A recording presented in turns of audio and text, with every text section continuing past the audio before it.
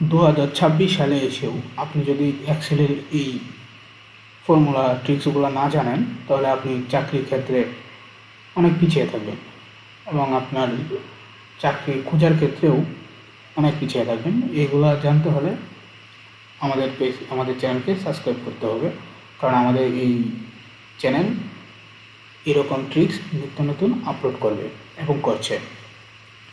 এখানে কিছু রাকিব এবং তার আইডি দেওয়া আছে, এখানে কিছু নাম এবং কিছু আইডি দেওয়া আছে।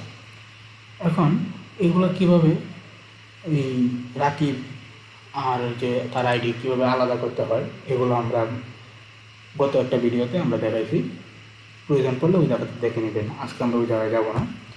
আজকে আমাদের হচ্ছে এই দেখেন, এখানে রাকিব হচ্ছে তার আইডি, রাজীব তার আইডি, করিম তার আইডি।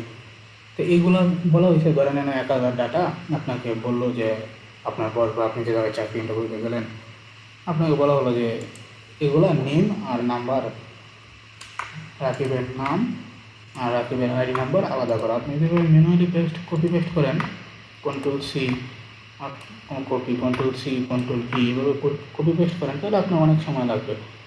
আপনি এগুলো না করে খুব দ্রুতই এগুলো খুব সহজে করতে পারেন এবং খুব অল্প সময়। কীভাবে?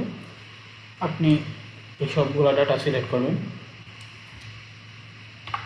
সিলেক্ট করার পরে Ctrl+G পেস্ট করবেন কিবোর্ড থেকে, তারপরে স্পেশালে ক্লিক করবেন, তারপরে দেখেন এই যে কনস্ট্যান্স, এটাতে ক্লিক করবেন।